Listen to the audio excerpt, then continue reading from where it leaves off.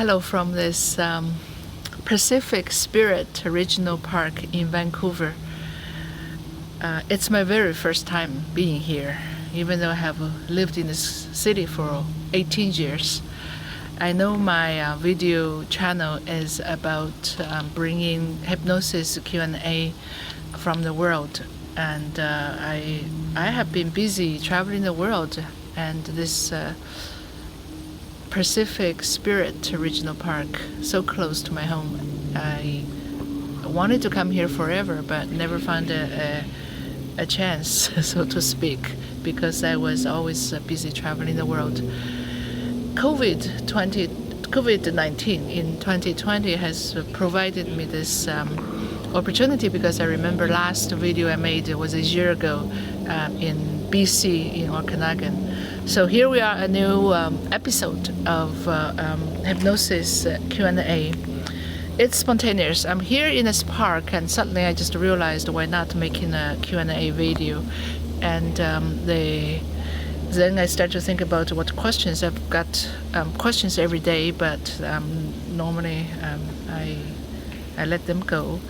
So why not let's have this question from actually today. This morning I worked with a client in the office, and she it was her second session, and she came in and asked the one question straight away. She asked me, Kemila, is it possible for a living being, someone who's alive, to be someone's spirit guide? It's a very interesting question, and to answer that question, I maybe it's helpful to say the background. And she felt this connection. She already told me in her first session that this connection with someone that is relatively known, like a celebrity. I didn't know, but after she told me, I looked him up, and so there's that almost like a connection, as she used the word twin flame first on the first session, and then she connected with the celebrity on their social media, as he got a lot of followers. And but somehow, interestingly, every time when she commented on his Instagram, and he always replied her. Like, he doesn't have to, of course. He gets hundreds of comments on his social media, and so there is that connection, and so that's why she felt that he's guiding her somehow in some way. So, but when she asked me this question in the office, my answer to her is yes. And this answer, yes, comes from my experience as a hypnotherapist. I remember long time ago. There was another session with a 19-year-old girl. She was 19, feeling lost in life, wanting to figure out the self-esteem. But when she was hypnotized in that session, I remember her subconscious mind was speaking very different tone and different words. And so that girl who was lost, a 19-year-old girl, she said actually she was some other people, like some other younger girls, spirit guide. So I said, how does that work? You are alive. How can you guide someone and someone else that you don't even know in this life?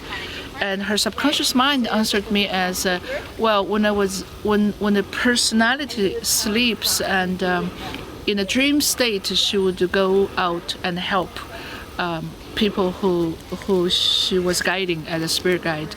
So from that experience, that I was drawing that experience to answer my client this morning. I said, seems to me, yes, you can do that. And for some reason, I was told by some other people that I was their spirit guide. I'm alive.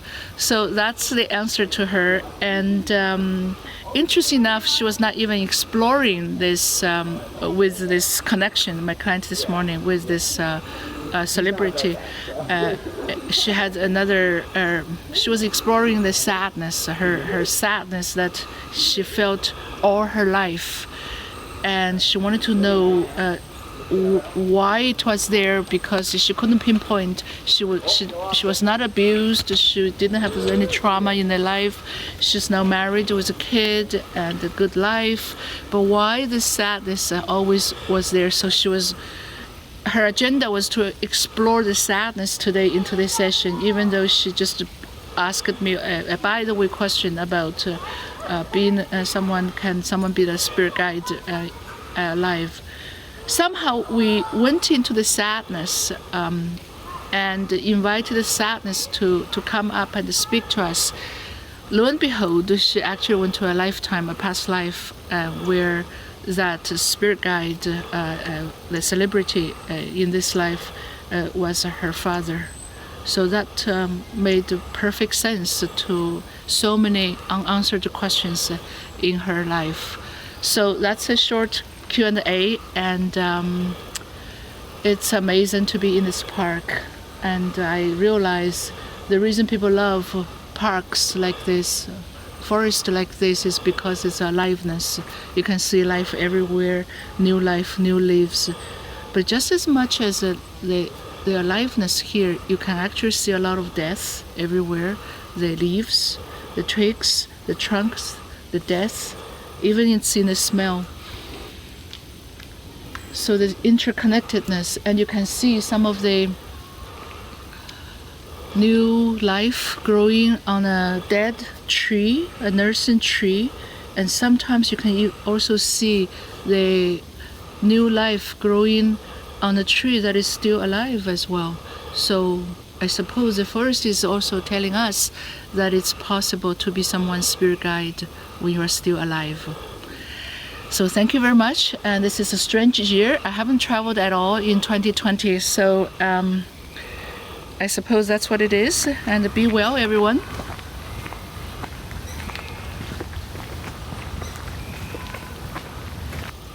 Thank you.